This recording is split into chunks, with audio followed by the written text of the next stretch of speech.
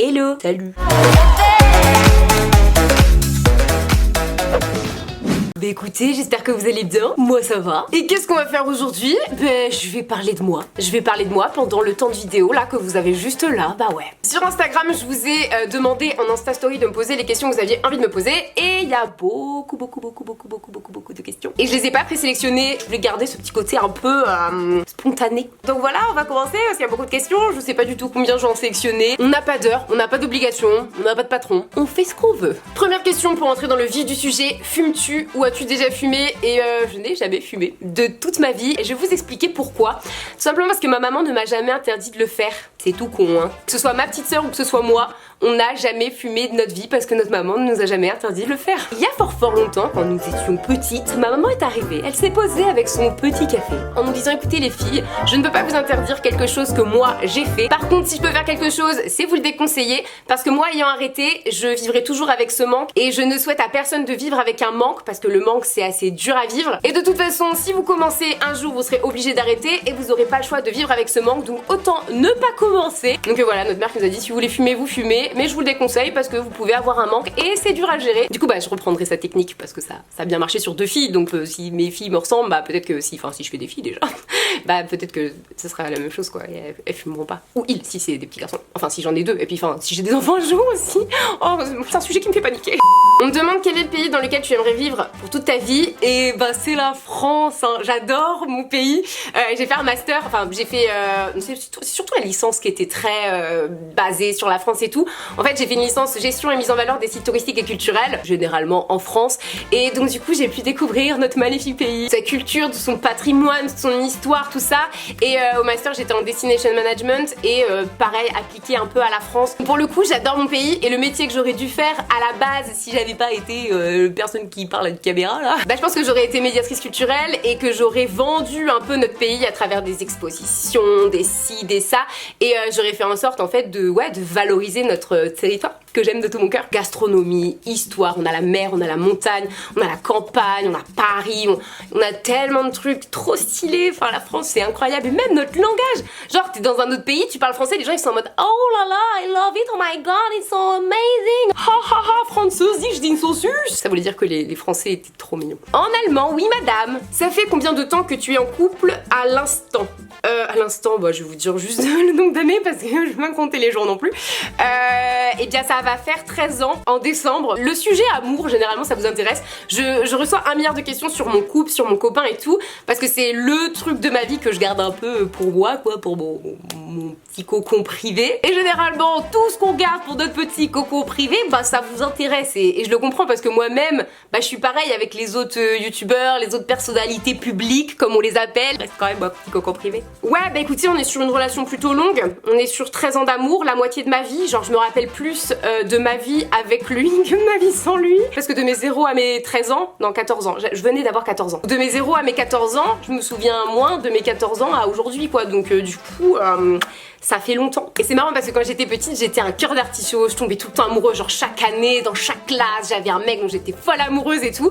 Et je me suis pris des râteaux toute ma vie. Et il a fallu en fait que je tombe sur ce mec, donc mon premier copain au final, pour que ce soit celui en fait qui veuille de moi. Enfin c'était le premier qui voulait de moi et au final bah, c'est celui que j'ai aujourd'hui encore. Donc au final, je ne remercierai jamais assez les garçons qui m'ont foutu des râteaux quand j'étais au collège, parce qu'aujourd'hui ça m'a permis d'être avec mon âme sœur, l'homme de ma vie, mon meilleur ami, genre la personne la plus importante de ma vie, mon pilier. Genre on a une relation, c'est indescriptible, on s'engueule très rarement parce qu'on est toujours plus ou moins d'accord. Enfin on a appris à communiquer ensemble, bah on a eu le temps en même temps. Mais il n'y a pas de rapport de force entre nous, il n'y a pas de jalousie mal placée, de manque de confiance, tout ça, on n'a pas. On sait qu'on est très liés, très amoureux et que on regardera jamais quelqu'un d'autre de la même façon qu'on se regarde. Je pense qu'il y a des gens peut-être dans mon cas qui regardent la vidéo et il y a que nous qui pouvons savoir ce qu'on ressent au plus profond de notre cœur quoi. D'ailleurs on a passé un week-end entre potes là, bah ce week-end, et il y a ma pote Diane qui nous a dit un truc qui nous a fait sourire. En fait on parle et on a des délires tous les deux mais en mode on est pété de rire mais personne peut comprendre, et elle nous a regardé, elle a fait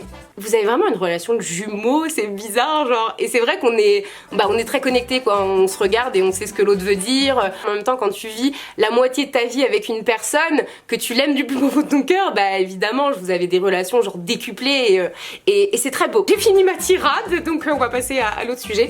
Et les gens qui me demandent est-ce que tu comptes montrer ton copain et tout, toujours pas, c'est pas dans mes plans, on est très bien dans notre coin et même lui il a rien à proposer à la caméra, genre voilà quoi, il fait sa vie et moi je fais la mienne devant ma caméra, mon écran. Et voilà quoi, ça se passe très bien comme ça et c'est la vie.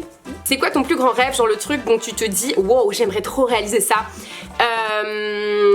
Avant c'était d'emmener mon papa, ma maman, ma soeur et même mon copain en vacances, chose que j'ai fait, genre je leur ai fait prendre pour la première fois l'avion et tout, genre je vous avais déjà raconté ça dans une autre vidéo, mais ça c'était indescriptible de voir leur réaction, de voir comment ils étaient contents et tout, genre en mode oh je prends l'avion et tout.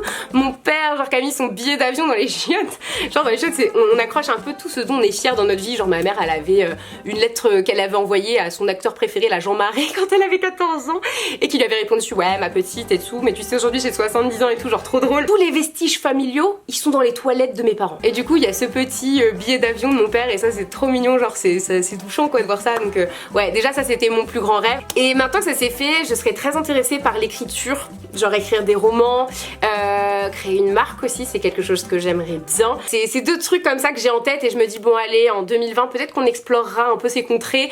Et voilà, en termes de livres, c'est vrai que j'écris des histoires et ça fait des années que je suis sur les mêmes histoires et que bah ça avance, mais petit à petit c'est que quand je prends l'avion, quand j'ai du temps, parce que j'ai l'impression que c'est du temps de perdu, alors au final c'est pas vraiment du temps de perdu parce que plus je me rapprocherai de la fin et plus ce sera un truc concret. Et à côté de ça c'est vrai que j'aimerais bien aussi créer une marque. Donc voilà, aujourd'hui je pense que c'est ça qui me ferait me dire waouh. On me demande est-ce que tu as trouvé ta maison? Et oui, j'ai trouvé ma maison, je suis trop contente.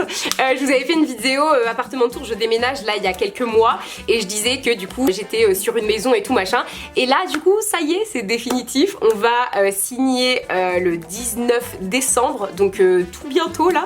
Donc à partir du 19 décembre, genre j'ai ma maison à moi, ma maison à moi, et c'est trop ouf, je suis tellement contente, j'ai tellement hâte que les petits chats genre ils quadruplent, ils quintuplent leurs espaces, ils puissent gambader un peu partout, même limite se perdre, un en bas, un en haut, un ci, un ça, même limite que j'ai appelé mon mec pour lui demander qu'est-ce que tu veux qu'on mange ce soir, parce que je serai en haut et lui en bas et que ce sera trop long d'aller en haut et en bas. En tout cas vous inquiétez pas, vous allez être prévenus, dès la minute où je serai dans ma maison vous aurez 1 milliard de stories dedans, et je ferai probablement aussi une vidéo sur l'intérieur de la maison, parce que j'en suis trop fière de ma maison. Il y a beaucoup de questions par rapport à ça, si tu devais noter ton niveau de joie en rapport avec ton déménagement, là, ça dépasse le cadre. Là, non, tout là-haut, là-bas.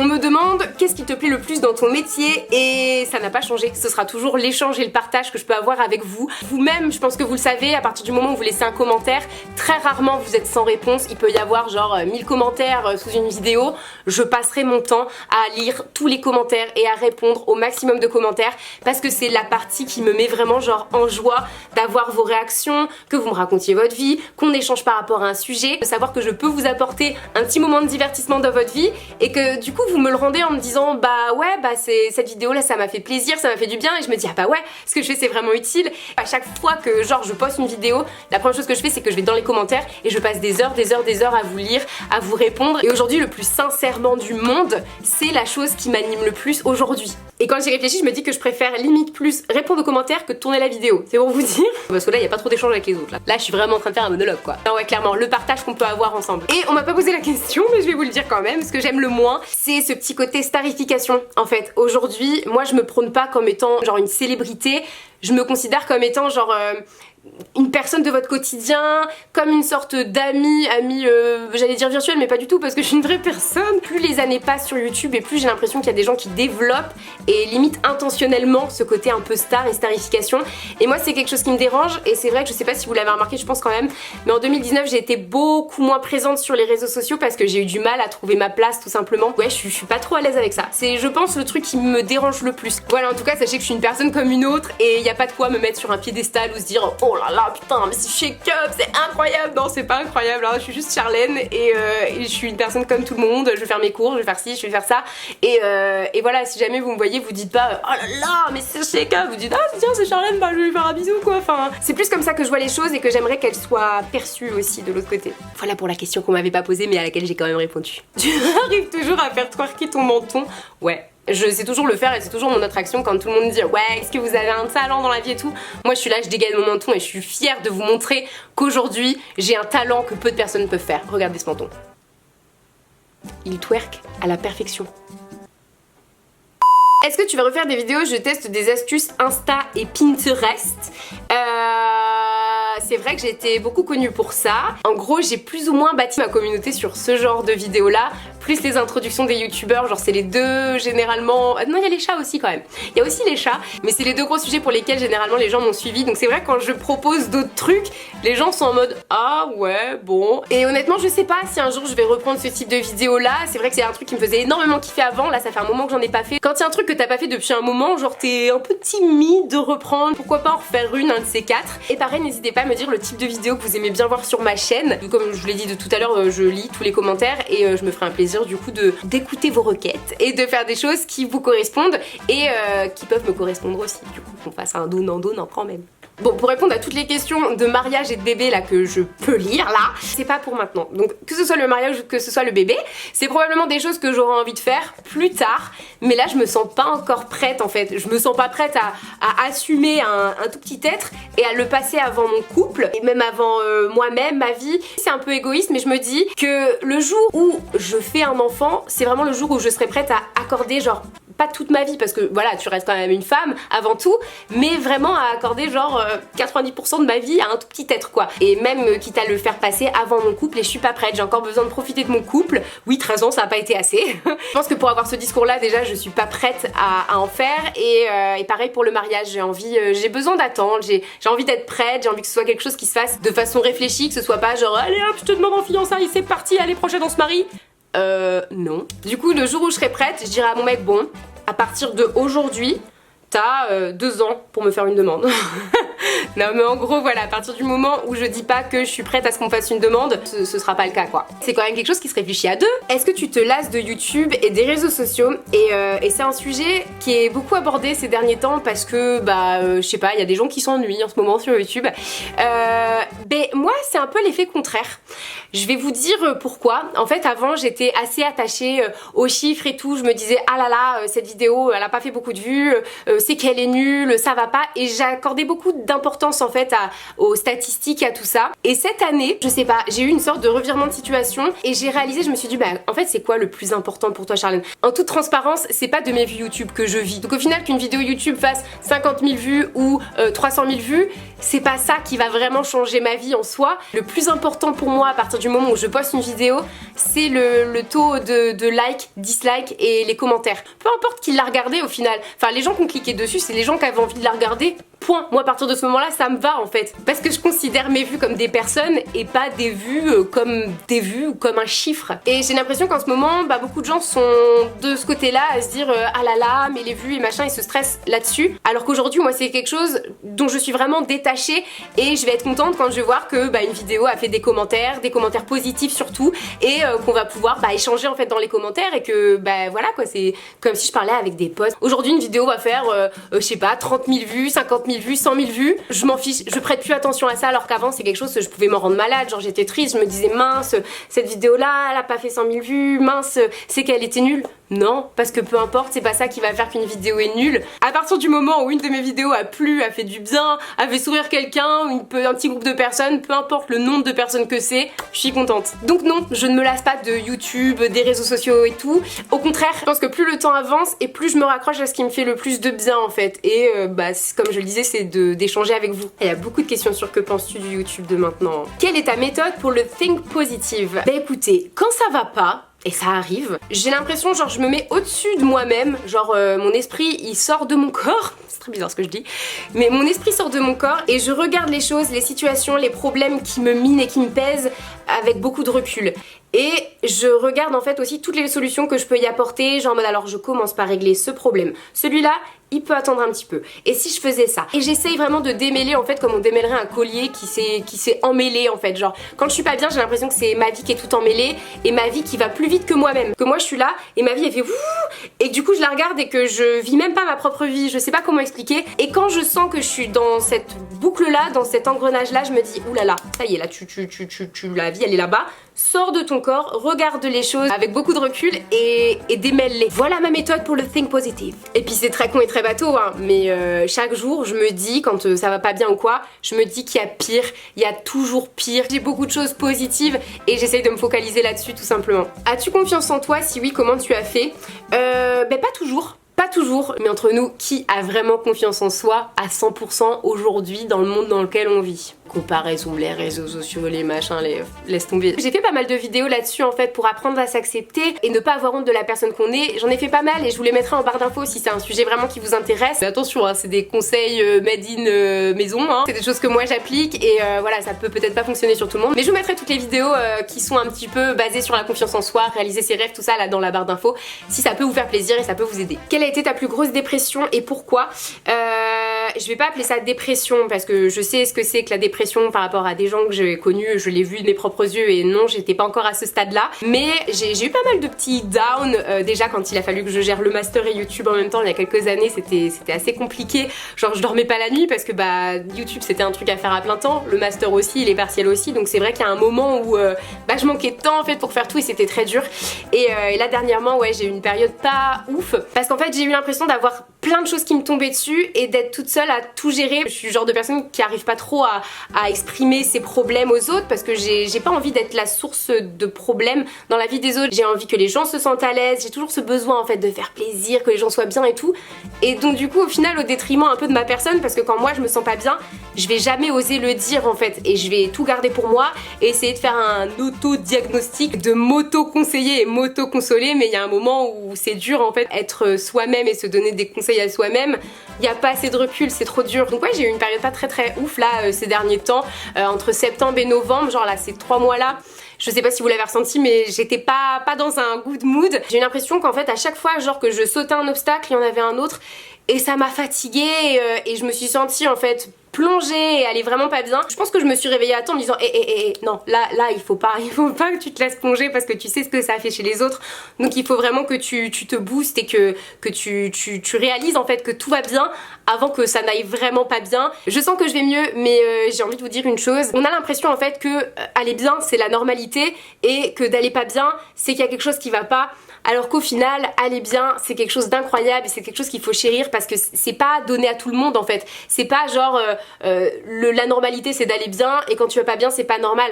En fait la normalité c'est d'être un être humain, quand ça va pas, bah ça va pas et c'est pas top, mais quand ça va bien c'est génial. Réalisez en fait que quand ça va bien c'est génial, c'est incroyable. Et quand ça va pas bien, c'est pas quelque chose qui est pas normal parce que on est très nombreux à ne pas aller bien. Votre voisin par exemple, vous le voyez toujours être heureux, mais peut-être que lui en fait, quand il est tout seul chez lui, bah il est en down total et il est pas bien. On sait pas en fait ce que les gens ressentent autour de nous. Sachez que quand vous n'allez pas bien, vous n'êtes pas seul et que l'être humain réfléchit beaucoup. C'est une créature très sensible et que beaucoup de gens ne vont pas toujours très bien quoi. Réalisez ça, que vous n'êtes pas tout seul dans cette situation déjà et que quand vous allez bien, bah c'est incroyable et c'est trop bien et que bah au final, écoutez, la vie elle est belle et on a toujours moyen de trouver sa petite source de positif et sa petite source de bonheur. Il suffit juste d'ouvrir les yeux et d'enlever ses œillères de ça va pas. Je vous dis ça mais clairement je sais que je me suis enfermée dans ce mood là et comme je vous ai dit je suis sortie de mon corps, j'ai regardé tout et je me suis dit non, la vie elle est courte, t'as pas une minute de plus à perdre dans un bad mood, réveille-toi. En tout cas ce qui m'a beaucoup aidé aussi c'est d'en parler autour de moi, chose que j'arrivais pas à faire au début mais je me suis dit qu'il fallait que j'essaye et que je teste des trucs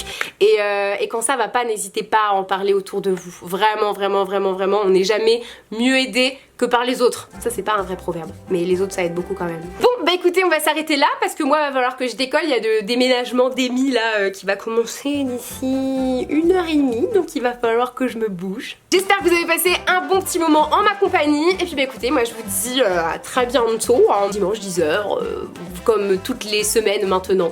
Je pense que c'est bien, dimanche 10h j'aime bien moi le matin, avoir vos petits commentaires et tout, ça me met de bonne humeur pour ma journée donc voilà. Je vous fais plein d'énormes bisous, prenez très fort soin de vous et puis ben, on se retrouve la semaine prochaine, probablement, pour une nouvelle vidéo. Salut! Oh malheur, je vous ai pas montré Léo et Mowgli, j'avais vu une question qui me disait tu peux nous montrer Léo et Mowgli? Donc oui, je vais vous montrer Léo et Mowgli. Tu dis coucou mon bébé?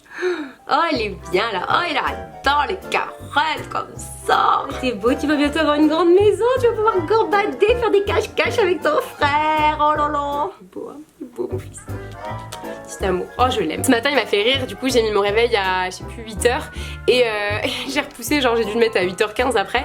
À 8h10 il arrive en mode genre oh ton réveil il a sonné, oh il faut que tu te réveilles. J'étais en mode t'es sérieux là? Et la deuxième prudelle de mes yeux, le bébé Mowgli. Le petit choubidou qui parle tout le temps et qui crie tout le temps et qui malmène mon aspirateur. Oh là là, je vous en ai parlé sur Insta. Oh, il déteste mon aspirateur. Oh, regarde comme t'es beau ma vie. Regarde comme t'es beau ma vie. T'es magnifique. Oui, oui, oui. Tu dis au revoir à tes copines. Tu dis au revoir à tous tes copains qui sont tous là. Tu leur dis au revoir. Tu dis au revoir. Allez, je t'embête pas plus longtemps. Quoi? Mowgli, tu dis quoi? D'accord, ok. Ouais, comme d'hab, il a des trucs à dire quoi. Bon, allez, je vous retiens pas parce que j'imagine qu'il y a encore beaucoup de vidéos à regarder dans votre fil d'actualité. Donc, plein de bisous et à très vite. Salut!